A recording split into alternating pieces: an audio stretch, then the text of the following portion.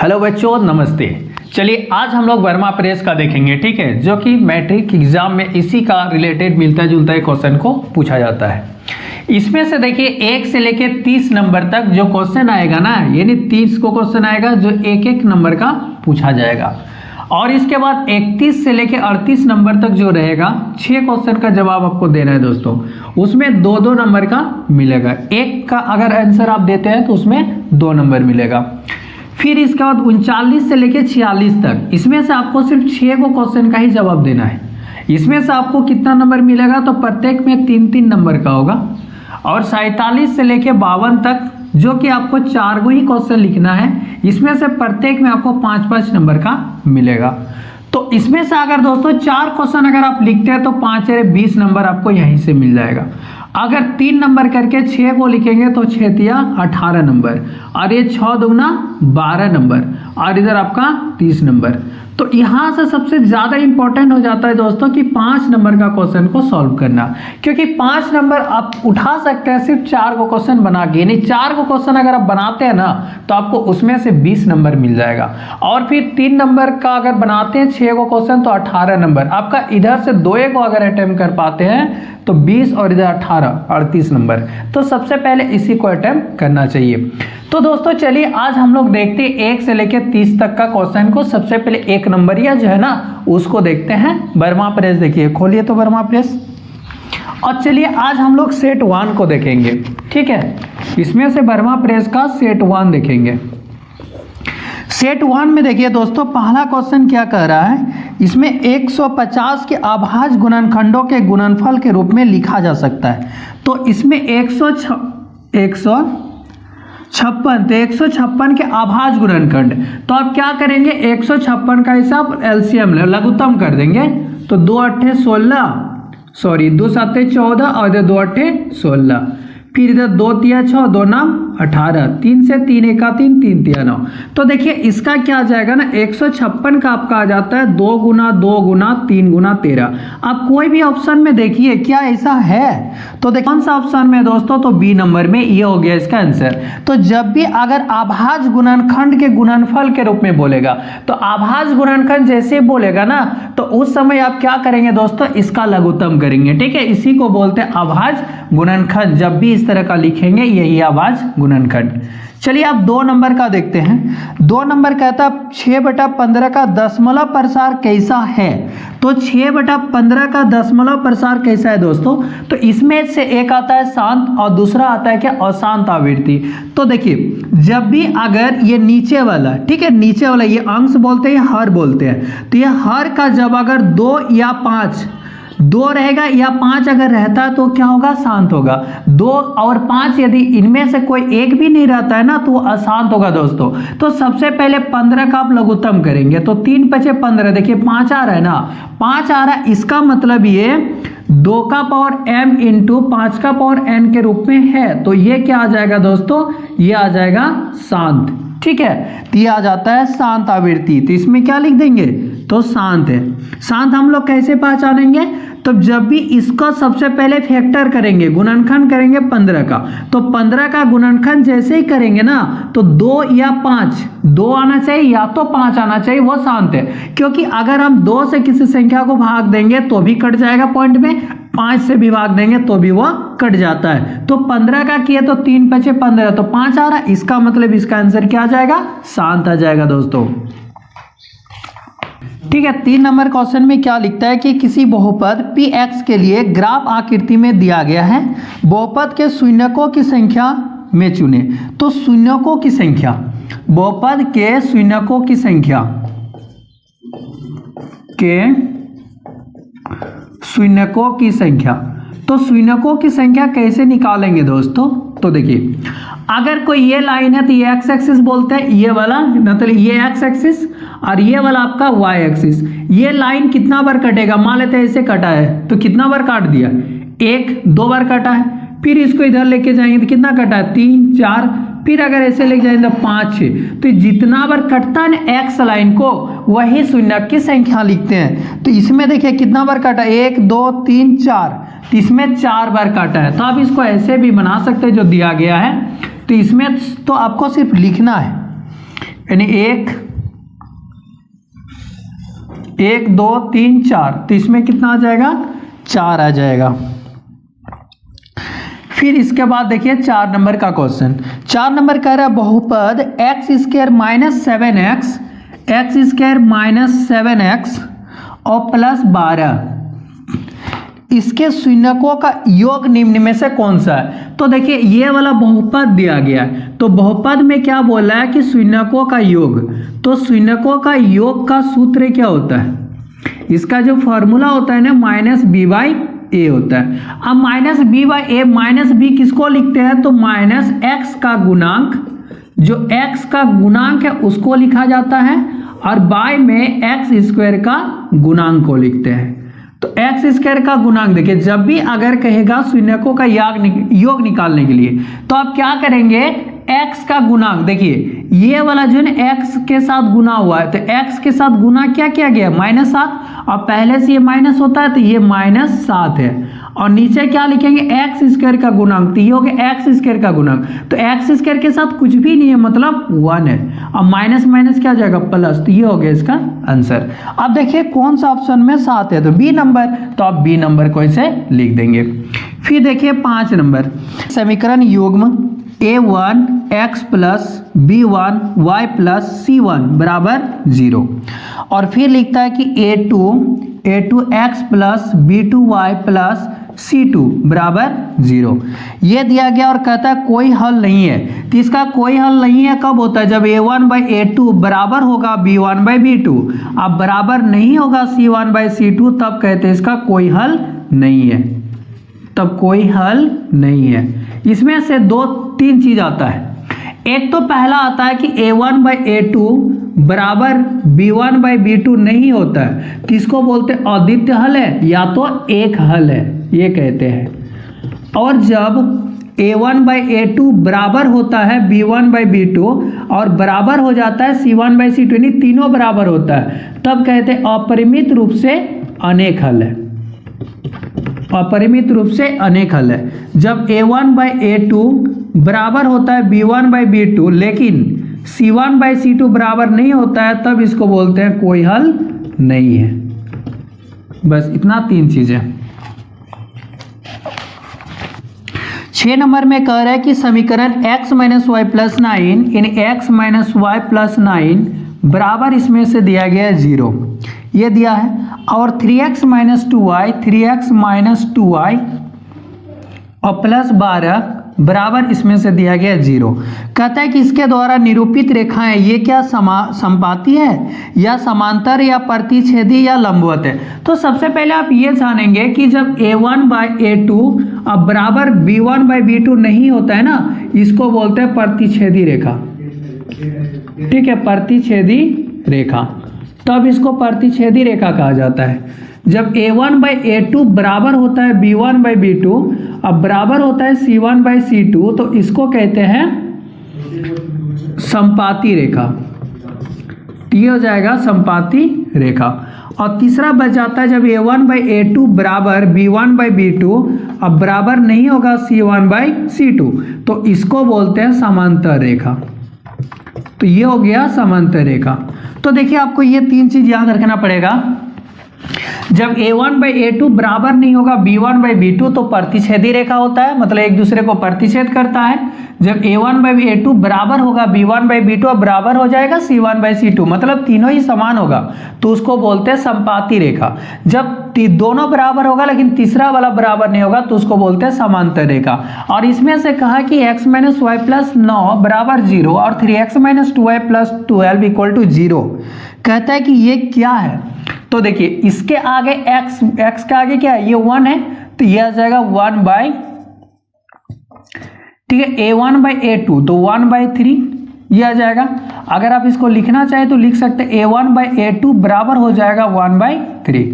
फिर b1 by b2 बराबर कितना है, तो ये -1 बाई -2 काटेंगे तो क्या आएगा 1 बाई 2, और ये आ जाएगा c1 बाई c2 निकालेंगे तो ये 9 बाई 12, 3 3 9 3 4 12, तो 3/4 क्या ये बराबर हुआ तो चूंकि आ गया कि a1/a2 बराबर है नहीं है b1/b2, शुरू वाला बराबर नहीं है तो तीसरा वाला निकालने की कोई जरूरत नहीं है। तो जब ये बराबर नहीं है तो बराबर नहीं आता तो क्या होता है, प्रतिच्छेदी रेखा, प्रतिच्छेद रेखा। अब प्रतिच्छेद रेखा देखिए कौन सा ऑप्शन में है, तो प्रतिच्छेद रेखा इसमें से है दोस्तों सी नंबर में, तो ये हो गया इसका आंसर। ठीक है, अब देखिए 7 नंबर का। 7 नंबर कहता है समीकरण योग में 2x + y बराबर 6 और 5x - y बराबर 1 है, तो हल है। तो देखिए इसमें 2x + y बराबर इसमें 6 दिया गया। अब इसको समीकरण 1 बना दीजिए, फिर इसमें 5x - y बराबर दिया गया है 1, इसको समीकरण 2 बना दीजिए। अब इसको क्या कीजिए ना, समीकरण 1 से 2 को घटा देंगे, देखिए y कट जाएगा, ये y क्या होता है, कट जाएगा। तो आप यहाँ लिख सकते हैं कि समीकरण 1 को 2 से घटाने पर, अब 1 को क्या करेंगे, अब 2 से घटा दीजिए। तो जैसे ही घटाएंगे ना तो ये 2x + y बराबर इसमें 6 दिया है और इसमें दिया 5x - y बराबर दिया गया 1। अब ये दो, ये प्लस ये माइनस, ये दोनों कट जाए, ये प्लस है तो ये माइनस लगता है। अब ये 5 में 2 गया, कितना बचेगा, -3x बराबर ये आ जाएगा 5, तो x बराबर हो जाएगा 5 बटे -3। तो ये दोस्तों x का मान देखिए ये आ गया, तो x का मान यहाँ कहीं है उस तरह का तो नहीं है, तो सॉरी। ठीक है, समीकरण 1 को 2 से घटाएंगे नहीं बल्कि जोड़ेंगे, क्योंकि ये प्लस और ये माइनस चिन्ह है ना, तो जोड़ेंगे तो कट जाएगा, जोड़ने पर तो जोड़ देंगे तो ये दोनों कट जाएगा, तो ये दोनों कट गया, बचेगा कितना 6 और 1 7 और यहाँ बच जाएगा 7x बराबर, तो x बराबर 7 बटे 7 यानी 1। x का मान कितना आ गया 1। जब x का मान 1 आ गया तो x का मान आप यहाँ बैठा दीजिए, यानी 2 हो जाएगा प्लस y बराबर 6। तो y को जैसे लिखेंगे तो 6 - 4 यानी 2, तो 6 - 4 कितना आ जाएगा, 6 - 2 है, तो 6 - 2 बराबर 4, यानी y का मान 4 आएगा और x का मान 1 आएगा। तो देखिए इसमें से कौन सा ऑप्शन में, यानी बी नंबर ऑप्शन है, तो इसका ऑप्शन आ गया बी नंबर है। 9 नंबर निम्नलिखित में से कौन सा द्विघात समीकरण है। देखिए द्विघात समीकरण अगर देखना हो ना तो द्विघात, देखिए द्विघात मतलब जिसका पावर 2 रहता है, मतलब x² रहेगा, यहाँ कुछ भी रह सकता है लेकिन उसका पावर मैक्सिमम पावर क्या होना चाहिए, स्क्वायर होना चाहिए, यानी मैक्सिमम पावर 2 अगर है तो वो द्विघात समीकरण कहलाता है। आप देखिए इसमें से अगर हम 1 नंबर को सॉल्व करेंगे तो x - 3 का स्क्वायर है, देखिए x - 3 का स्क्वायर ये दिया गया है, अब बराबर है x² -7x + 5, तो ये नहीं है द्विघात समीकरण। क्यों, तो देखिए a - b का होल स्क्वायर क्या होता है, a² - 2ab प्लस आ जाता है b², अब बराबर ये x² - 7x + 5, अब ये x² आया, 3 दूगुना 6x + 3 तिया 9 बराबर x² - 7x + 5, ये x² को इधर लाएंगे तो x² माइनस हो जाएगा और ये 6x 7 को इधर लाएंगे प्लस 7x और प्लस 9 और इधर 5 को लाएंगे बराबर क्या बचा 0, ये दोनों कट जाएगा, तो इधर बचा x प्लस 4 बराबर 0। क्या ये द्विघात समीकरण है, तो ये द्विघात समीकरण 1 नंबर का नहीं है। दूसरा वाला भी अगर ऑप्शन को आप इसी तरह सॉल्व करेंगे दोस्तों, तो x + 1 का स्क्वायर है तो बराबर के उस पार देखिए x² है, जब x² है तो x² से कट जाएगा ना, तो ये तो द्विघात समीकरण नहीं है।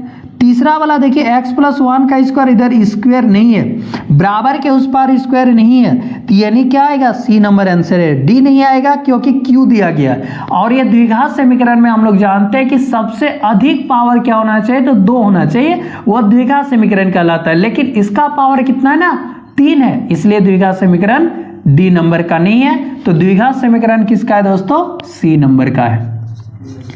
अब 10 नंबर देखिए, द्विघात समीकरण x² + 7x + 6 बराबर 0 तो मूलों की प्रकृति बताइए। तो ये x² दिया है प्लस 7x + 6 बराबर 0, तो मूलों की प्रकृति, तो मूलों की प्रकृति में क्या निकालेंगे हम लोग, d निकालते हैं, विविक्तर जिसको बोलते हैं। तो ये पहला वाला जो होता है ना x² के साथ जो कुछ नहीं है गुना है तो वो a होता है, और ये x में जो लगा रहता है वह b होता है, और जो x y कुछ नहीं रहेगा ना तो वह c होता है। नीचे आया तो d बराबर आता है b स्क्वायर माइनस 4ac। तो b कितना है 7 है, 7 का स्क्वायर लिखेंगे माइनस 4a और c है 6, 7 7 49 माइनस 6 4 24, तो आएगा कितना 25। तो अब जब 25 आ गया तो देखिए 25 आ गया ना, तो चूंकि हम लिख सकते हैं d बड़ा है किससे 0 से। जब d बड़ा होगा 0 से, इसमें देखिए दोस्तों कंडीशन क्या होता है ना, एक कंडीशन ये आता है कि अगर पहला वाला d 0 से बड़ा होगा तो दोनों ही क्या हो जाएगा, दोनों ही भिन्न भिन्न मूल निकलेगा। भिन्न जो आएगा ना वह दोनों ही उसका अलग अलग आएगा, मतलब असमान आएगा। ठीक है, जो उसका भिन्न भिन्न आएगा मतलब असमान आता है, असमान आएगा। दूसरा वाला होता है d जब 0 से छोटा आ जाएगा तो कोई मूल नहीं है, कोई मूल नहीं है, तब कोई मूल नहीं निकलता है दोस्तों। और जब तीसरा आता है कि d इक्वल टू 0 हो जाएगा तब इस समय समान मूल होगा, जो मूल निकलेगा ना वह समान है। तो ये तीन चीज आपको याद रखना है। जब 0 से d का मान आ जाएगा ज्यादा, मतलब 0 से d का मान ज्यादा का मतलब क्या है कि 1 आ सकता है, 2 आ सकता है, 3 4 कुछ भी आएगा, तो उस समय असमान होगा। असमान मतलब जो मूल निकलेगा ना वह अलग अलग आएगा। फिर जब d का ही मान 0 से छोटा हो जाएगा तो उसमें कोई मूल नहीं निकलता है, और d बराबर जब 0 होगा ना तो उस समय समान मूल होगा। लेकिन उस कंडीशन में क्या ये आया, d जो है ना 0 से बड़ा है तो क्या आ जाएगा असमान भिन्न, तो इसमें असमान आएगा दोस्तों। वास्तविक भी होगा और वो असमान भी होगा, तो कौन सा ऑप्शन में देखिए असमान है और वास्तविक है, तो बी नंबर का है। तो ये बी नंबर ये हो गया इसका आंसर। 11 देखते हैं। ठीक है, क्वेश्चन नंबर 11 में यदि द्विघात समीकरण x square minus 4x plus के बराबर 0 है तो मूल समान है तो k का मान पूछ रहा है दोस्तों। इसमें x square minus 4x plus के बराबर 0 है, लेकिन क्वेश्चन में इसमें क्या स्पष्ट कर दिया, कहता है मूल समान है। तो मूल समान कब होता है, मूल समान तब होता है जब d का मान 0 आता है। ठीक है, यही ना, जब d का मान 0 होता है तो मूल समान होता है। तो चूंकि लिखिए d बराबर क्या होगा 0, और ये हम जानते हैं कि दोस्तों कि ये वाला a बराबर क्या हो जाएगा 1, और b बराबर क्या आता है, ये x के साथ जो भी गुना रहता है ना वो b का मान होता है, और c बराबर हो गया k। तो d का मान 0 और d बराबर हम लोग जानते हैं कि b स्क्वायर माइनस 4ac होता है। तो d 0 है तो 0 बराबर b का मान कितना है -4 है, तो -4 का स्क्वायर और 4a 1 है, और c का मान कितना है तो k है। तो 0 बराबर 4 का स्क्वायर करेंगे 16, माइनस माइनस अपने प्लस हो जाता है और ये 4k हो जाएगा। जब 4k को इधर लाएंगे तो प्लस होगा बराबर 16, तो k बराबर 16/4, 4 4 16, तो k का मान कितना आ गया 4 हो गया। ये हो गया इसका आंसर। अब देखिए आंसर k बराबर 4 है ना, तो आपको ऑप्शन देखना है कितना नंबर में आया है। तो इसमें से देखिए 4 है सी नंबर में, तो ये सी नंबर। अब इसके बाद 12 का देखिए AP 24 21 18, इसमें AP में दिया है 24 18 24 21 18 दोस्तों, 24 21 18, इसका बाद डॉट डॉट का सार्व अंतर है। क्या बोला है इसमें से कि इसका सार्व अंतर है। सार्व अंतर मतलब होता है common difference. So common difference को क्या लिखते हैं डी लिखते हैं दोस्तों। और एपी में आप जानते हैं कि ये वाला को A1 बोलते हैं, ये वाला को A2 बोलते हैं और ये वाला को A3 बोलते हैं। और जब डी निकालते हैं ना तो इसी को बोलते हैं क्या सार्व अंतर, यानी सार्व अंतर को कहा जाता है डी। तो डी बराबर क्या होता है A2 माइनस A1, यही ना होता है। दूसरा पद से पहला पद को माइनस कर दीजिए तो वो सार्व अंतर निकलता है। तो 21 में से क्या करेंगे आप 24 को माइनस करेंगे तो कितना आ जाएगा -3। आप देखिए कौन सा ऑप्शन में -3 है, वही आपका आंसर है। तो -3 देखिए कितना नंबर में, डी नंबर में दोस्तों, तो ये डी हो गया इसका आंसर। जब भी अगर सार्व अंतर कहेगा तो ये एपी में दिया हुआ है ना, तो एपी में ये A1 होता है पहला पद, दूसरा पद, तीसरा पद, चौथा पद, ऐसे जाता है। तो आप डी कैसे निकालेंगे, दूसरा पद से पहला पद को माइनस कर देंगे तो आपका डी निकल जाता है। चलिए आप देखिए 13 नंबर। 13 नंबर का क्वेश्चन में कहता है फिर एपी में ये भी है 2 7 10वां पद बोल रहा है निकालने के लिए। देखिए इसमें एपी में है कितना कितना है दोस्तों, तो 2 7 12, 2, 7, 12 और डॉट डॉट ये दिया गया है। कहता है इतना का 10वां पद, इतना का 10वां पद है। अब 10वां पद आप कैसे निकालेंगे? तो 10वां पद सबसे पहले देखिए, ये तो आपका a हो गया और d कैसे निकालते? a2 माइनस a1, 7 माइनस 2 करेंगे तो 5 आ जाएगा, ये d। अब 10वां पद जैसे बोला ना, तो a10 बराबर होता है, इससे अब एक कम कर दीजिए, a प्लस 9d, ठीक है। a का मान 2 है, अब प्लस 9 गुना d, तो d का मान कितना है यहाँ 5 है, तो 2 प्लस 9 बचे 45 और 2 कितना हो जाएगा 47। ये हो गया आपका आंसर। आप देखिए इसमें 13 नंबर का कौन सा ऑप्शन में दिया गया है? तो ये बी नंबर में दिया है, ये हो गया इसका आंसर।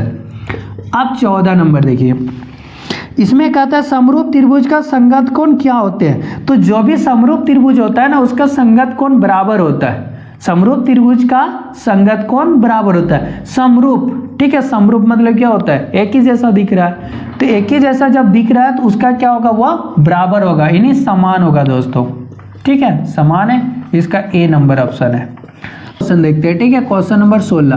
क्वेश्चन नंबर 16 में क्या कह रहा है कि ए बी सी एक त्रिभुज है और ए बी बराबर 6√3 है, ठीक है। जो ए बी दिया गया ना, वह कहता है 6√3 है, और दूसरा साइड कहते हैं ए सी जो है ना वह 12 है, ए सी बराबर 12 सेंटीमीटर है, और तीसरा साइड क्या दिया है? बी सी 6 सेंटीमीटर है, और बी सी बराबर 6 सेंटीमीटर है। तो देखिए अगर हम इसको काट देते हैं, ठीक है, 6√3 फिर 12 और इधर 6, तो 6 1 6, 6 2 12 और ये 6 कट गया, 1 2 और 1 आ गया, मतलब √3। तो 1 2 और √3 किसका आता है? तो देखिए अगर हम इस तरह का समकोण त्रिभुज बनाते हैं, समकोण त्रिभुज है, समकोण त्रिभुज है। अब देखिए 17 नंबर का क्वेश्चन, ठीक है। 17 नंबर क्वेश्चन में क्या कहते हैं? बिंदु 2 3 और 4 1 के बीच की दूरी ज्ञात कीजिए, ठीक है। बिंदु मान लेते ए, मान लेते 2 और 3 दिया गया, और एक बिंदु मान लेते बी, और बी कितना दिया दोस्तों? 4 और 1, तो 4 और 1 इसके बीच की दूरी, यानी डिस्टेंस फार्मूला। और डिस्टेंस फार्मूला जो होता है ना, दूरी सूत्र, क्या बोलते हैं इसको? दूरी सूत्र। तो दूरी सूत्र में ए बी बराबर होता है, ये वाला सी वाला को माइनस कीजिए, मतलब x2 माइनस x1 का स्क्वायर, अब प्लस होता है y2 माइनस y1 का स्क्वायर, ये होता है, और रूट हो जाता है।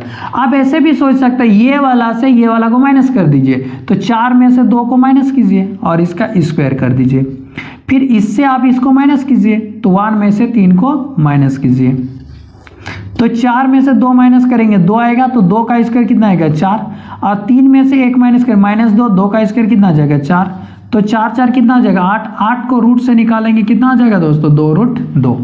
अब देखिए 2√2 किसका है?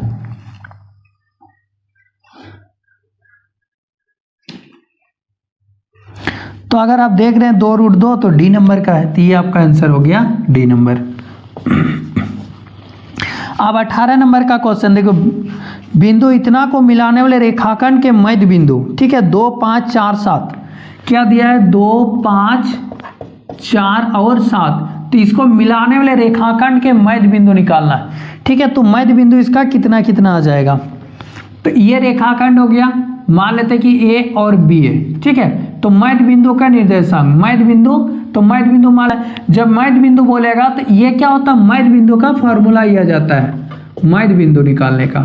तो मध्य बिंदु निकालने का क्या होता है? x1 प्लस x2 बाय आ जाता है 2, और y1 प्लस y2 बाय आता है 2, ये मध्य बिंदु का फॉर्मूला होता है। क्योंकि इसको मध्य बिंदु मतलब इधर 1 कटेगा, तो m1 और m2 क्या आ जाएगा? दोनों 1:1 रेशियो में आ जाएगा, तो x1 प्लस x2, ये आता है x1, ये वाला हो जाता है x1, ये होता है y1, ये होता है x2, ये होता है y2। तो x1 क्या आ जाएगा? 2, 2 प्लस 4 और बाय कर देंगे 2, और ये y1 आ जाएगा 5 और 7 बटे आ जाएगा 2, तो 4 और 2 6, 6 बटे 2, और ये 7 5 12 बटे 2, तो 2 3 6 और इधर 2 6 12, कितना आएगा? 3 और 6, तो मध्य बिंदु कितना आ जाएगा? 3 और 6। तो देखिए इसमें 3 और 6 है कहीं पर, तो सी नंबर है, तो इसलिए इसका आंसर क्या आ जाएगा? C number. आप देखिए 19 नंबर, 19 नंबर, यदि ए बी और सी त्रिभुज का क्षेत्रफल होगा, तो त्रिभुज ए बी सी का क्षेत्रफल ए दिया गया है 0,0 और बी दिया गया है 5,0 और इसमें सी दिया गया है 0,6। तो त्रिभुज का क्षेत्रफल, का फॉर्मूला क्या होता है 1/2 x1। ठीक है, तो इसमें से त्रिभुज का क्षेत्रफल आपको लिखना पड़ेगा दोस्तों। और त्रिभुज का क्षेत्रफल वाला और इसमें से हिसाब पूछता है। ठीक है, अब उसको बनाएंगे तो उसमें ज़्यादा नंबर आता है। अगर इसको बनाना चाहेंगे तो क्या होता है 1/2 x1 आ जाता है, y2 माइनस y3 आता है, अभी प्लस आ जाता है x2 और इंटू y3 माइनस y1, फिर इधर plus x3 into y1 minus क्या जाता है तो y2। ये फॉर्मूला आ गया। तो देखिए 1/2 x1 0 बैठाएंगे, तो यहाँ 0 बैठाएंगे तो टोटल ये 0 हो जाएगा। फिर जब ये x1 होता है, ये x2 होता है और ये x3 होता है, तो जब इसमें से अगर हम x1 वाला फॉर्मूला ये है तो इसमें टोटल मान क्या आ जाएगा 0। फिर इसमें जब बैठाएंगे तो ये भी टोटल क्या आ जाएगा 0। तो बचा क्या, सिर्फ ये बचा x2 इंटू y3 माइनस बच गया y1। तो आप देखिए x2 तो x2 है 5 और ये y3 तो y3 ये वाला है 6 और माइनस y1 0, तो 6 पंचे 30, तो वर्ग मात्रक ये हो गया दोस्तों इसका आंसर है। ठीक है, तो 30 वर्ग मात्रक ये हो गया इसका आंसर। अब देखिए इसका आगे 20 नंबर का क्वेश्चन को चलिए देखते हैं। क्वेश्चन में 20 में कहते हैं यदि साइन ए बराबर 3/5 है। ठीक है, 20 नंबर कहता है कि साइन ए बराबर 3/5 है, तो निकालने क्या बोल रहा है tan a बोल रहा है। ठीक है दोस्तों, तो इसमें से बोल रहा है tan a का मान बताइए। तो देखिए साइन थीटा जो होता है ना, साइन a बराबर क्या होता है तो p/h। जब p/h होता है तो हमें क्या निकालना होगा b, तो b बराबर होता है h² माइनस p²। तो h का मान कितना है देखिए, ये आ जाएगा p और ये हो जाएगा इसका h, तो h² माइनस p², h हो गया 5, तो 5 का स्क्वायर माइनस क्या p, तो p का 3 का स्क्वायर, ये हो जाएगा। तो 25 माइनस 9 कितना आ जाएगा 16। अब 16 का वर्ग निकाल दीजिए, कितना आएगा 4, तो b बराबर हो गया 4। अब tan थीटा बराबर यानी tan a बराबर होता है p/b, तो p/b, तो p कितना है इसमें से, p है 3 और b है 4, ये हो गया इसका आंसर यानी 3/4। कौन सा ऑप्शन है 3/4, तो सी नंबर है दोस्तों, ये हो गया इसका। अब यदि 2 sin² a बराबर 1 है तो a का मान बताइए कितना होगा। अब इसमें कह रहे हैं 21 नंबर का क्वेश्चन में कि 2 sin² a बराबर अगर 1 है तो a बताना है। तो अगर हम इसमें से sin² a को लिखेंगे ना तो 1 और 2 नीचे आ जाता है, 1/2 आ गया। जब sin a को लिखेंगे तो क्या हो जाएगा, रूट होगा, तो 1/√2 हो जाएगा। अब √2 बताइए साइन कितना डिग्री का मान होता है, तो 45 डिग्री का। साइन 45 डिग्री का होता है 1/√2 मान। अब देखिए 45 किस में से है, तो इसमें से अगर देख रहे हैं तो 45 बी नंबर में, तो इसका आंसर आ जाएगा बी। अब देखिए 22 नंबर का क्वेश्चन। 22 नंबर में कह रहा है कि cos 48 degree minus sine 42 degree, cos 48 degree minus sine 42 degree. तो अब बताइए ये cos अगर है तो sine 90 degree minus sine 90 degree minus कितना करेंगे तो 48 आएगा। या तो आप ऐसे भी कर सकते हैं दोस्तों, ये cos है ना तो cos लिखिए और 90 डिग्री माइनस 42 डिग्री को घटा दीजिए, तो माइनस बच जाएगा इधर साइन 42 डिग्री। अब देखिए cos 90 डिग्री माइनस थीटा क्या होता है साइन थीटा, तो साइन हो गया 42 डिग्री, अब माइनस हो जाएगा ये साइन, ये दोनों कट जाएगा, बचेगा क्या 0। 23 नंबर देखिए भूमि के एक बिंदु से जो मीनार के पाद बिंदु से 30 मीटर की दूरी पर मीनार के शिखर का उन्नयन कोण 30 डिग्री है। तो मीनार की ऊंचाई बताइए भूमि के एक बिंदु से, मान लेते हैं भूमि है, भूमि का एक बिंदु यहाँ है और यहाँ पर एक मीनार खड़ी है। अब भूमि के एक बिंदु से, ठीक है, भूमि के एक बिंदु से, तो भूमि के एक बिंदु यह हो गया और मीनार यहाँ पर है।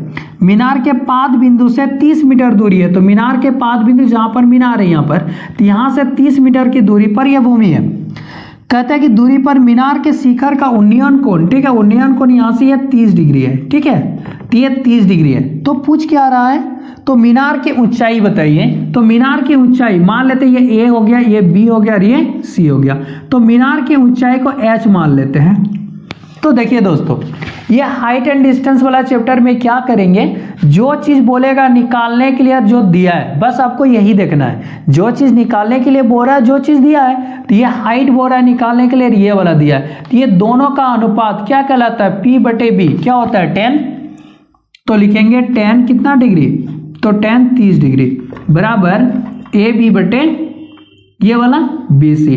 अब 10 30 डिग्री का मान कितना हो जाता है, 10 30 डिग्री का मान होता है 1/√3, और AB को क्या माने, H माने, और BC कितना दिया 30। ये क्रॉस मल्टीप्लिकेशन करेंगे तो H बराबर 30/√3 आ जाएगा।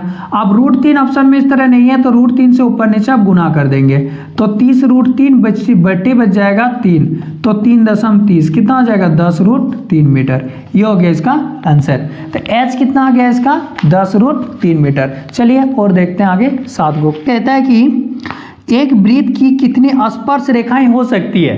तो एक वृत्त की स्पर्श रेखाएं, देखिए ये वृत्त है, अब वृत्त का कितना स्पर्श रेखा हो सकते हैं। स्पर्श रेखा मतलब इसको छूते हुए जा रहा है, जैसे इसे भी खींच सकते हैं, ऐसे भी खींच सकते हैं, ऐसे भी खींच सकते हैं, फिर इधर चाहे तो इधर भी खींच सकते हैं, इधर खींच सकते हैं। तो एक स्पर्श रेखा अगर कहेगा दोस्तों, तो इसमें क्या खींच सकते हैं, तो अनगिनत खींच सकते हैं, इसका कोई अंत ही नहीं है।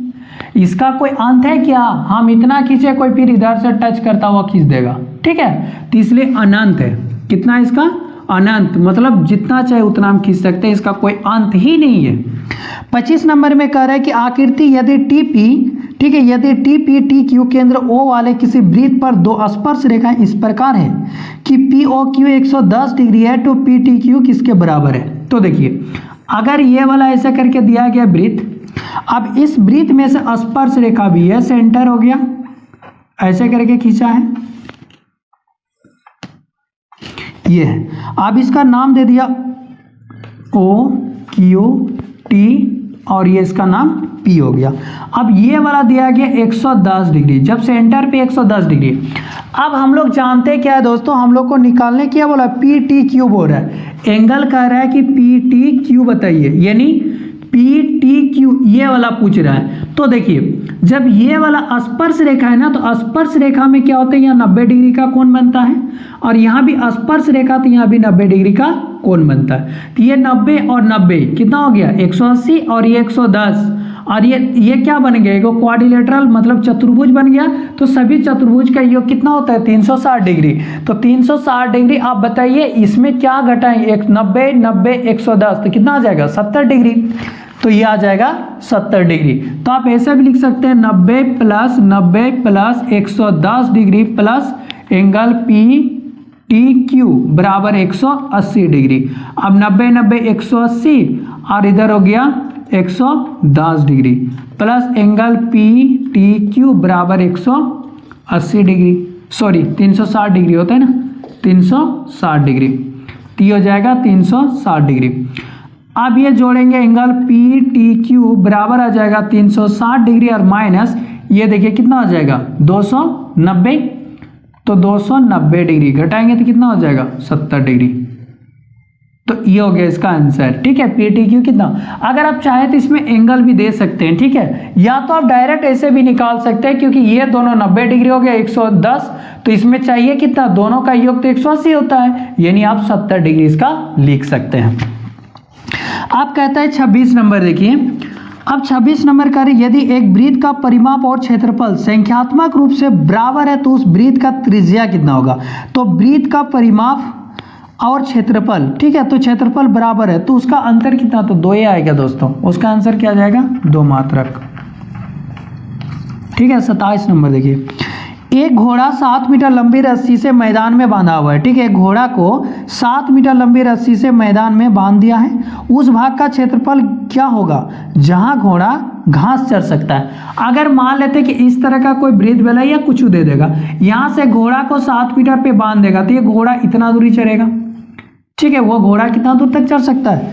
तो 7 मीटर लंबी रस्सी में मैदान में बांधा है, उस भाग का क्षेत्रफल क्या होगा जहां घोड़ा घास चर सकता है। तो ये वाला इसका क्या हो जाएगा, यहाँ से यहाँ से यहाँ से यहाँ तक चल सकता है, तो ये रेडियस हो जाएगा यानी 7 सेंटीमीटर। तो ये वृत्त का क्षेत्रफल निकाल दीजिए, वृत्त का क्षेत्रफल बराबर क्या होता है पाई r स्क्वायर। पाई का मान 22/7 ले लीजिए, 7 का स्क्वायर कर दीजिए। तो 22/7 गुना 7 गुना 7 ये दोनों कट जाएगा, नहीं 154 क्या दिया मीटर, तो मीटर स्क्वायर। तो 154 क्या दिया ये मीटर, तो मीटर स्क्वायर हो जाएगा दोस्तों। क्यों? क्योंकि जब एक घोड़ा को 7 मीटर लंबी रस्सी से बांध दिया तो ये घोड़ा कहाँ तक घास चढ़ पाएगा, यहाँ से चढ़ते चढ़ते यहाँ तक आएगा ना। तो ये क्या बन गया, एक रेडियस हो गया, क्योंकि घोड़ा यहाँ से यहाँ जाएगा, चढ़ते चढ़ते यहाँ से घूमेगा, पूरा चढ़ेगा, तो वो बन गया एक ब्रीथ। और हम लोग जानते हैं कि ब्रीथ का क्षेत्रफल का फॉर्मूला पाई आर स्क्वायर होता है। पाई का मान 22/7 गुना आर का 7 है, 7 का स्क्वायर गुना कर दिए 154 मीटर स्क्वायर, ये आ गया। चलिए कि सबसे बड़े बांस की लंबाई बताइए जो एक 12 मीटर लंबे 9 मीटर चौड़े तथा 8 मीटर ऊंचे कमरे में रखी जा सकती है। तो ये रखी जा सकती है, इसका आंसर क्या आ जाएगा दोस्तों 17 मीटर। ठीक है। 29 नंबर देखिए, उच्च वर्ग सीमा एवं संचयी बारंबारता के बीच खींचे गए आलेख को क्या कहते हैं। जो उच्च वर्ग सीमा एवं संचयी बारंबारता के बीच खींचे गए आलेख को क्या बोलते हैं, तो ये तोरण कहा जाता है दोस्तों, से अधिक प्रकार का तोरण। ठीक है, ये क्या होता है अधिक प्रकार का तोरण। तो अधिक प्रकार का तोरण जो इस तरह से होता है, इस तरह का, तो अधिक प्रकार का तोरण कहते हैं उसको, जो हम लोग क्या खींचते हैं उसमें ग्राफ में खींचते हैं। तो तोरण देखिए अधिक प्रकार का किसमें, तो बी नंबर है, इसका आंसर क्या आ जाएगा बी, अधिक प्रकार का तोरण कहते हैं। अब 30 नंबर में देखिए, निम्न में से कौन सी संख्या किसी घटना की प्रयोक्ता नहीं हो सकती है। तो जब भी आप पढ़े हैं कि घटना ई, घटना होना और घटना नहीं होना दोनों मिला के कितना होता है, तो 0 ही होता है। तो घटना होना नहीं, घटना होना एक होता है दोस्तों। तो जब भी अगर घटना नहीं होगा तो 0 होगा, और घटना होना, ठीक है, दोनों को जोड़ेंगे तो क्या आएगा, एक ही होगा। तो इसलिए एक से बड़ा कभी भी प्रयोक्ता नहीं हो सकता है। ठीक है, एक से बड़ा कभी प्रयोक्ता हो ही नहीं सकता है। आप देखिए इसमें से एक से बड़ा है क्या किसी में, तो 2/5 ये तो एक से छोटा है, 15% एक से छोटा है, 0.72 ये भी क्या है, तो एक से छोटा है, लेकिन 1.5 ये क्या एक से बड़ा होगा। तो ये वाला एक से बड़ा ये प्रयोक्ता नहीं हो सकता, नहीं बी नंबर। तो हमेशा अगर पूछा जाता है क्वेश्चन में कि ये कौन सा प्रयोक्ता नहीं हो सकता है, तो हमेशा याद रखिएगा कि एक से बड़ा जिसका मान आता है वो प्रयोक्ता नहीं हो सकता। ठीक है दोस्तों, आज हम इतना ही रखते हैं। ठीक है, अब इसका आगे क्वेश्चन पढ़ेंगे, जो 6 प्रश्न है जो 2-2 नंबर का आता है वो पढ़ेंगे दोस्तों। ठीक है, इसके बाद फिर अब 1 नंबर का आप लोग इसमें से पढ़ लेंगे। आप सिर्फ 2 नंबर वाला, 3 नंबर वाला और जो 5 नंबर का क्वेश्चन पूछा जाता है वो हम बताएंगे। ठीक है, आज के लिए इतना ही रखते हैं, तब तक आप लोग पढ़िए। Thank you.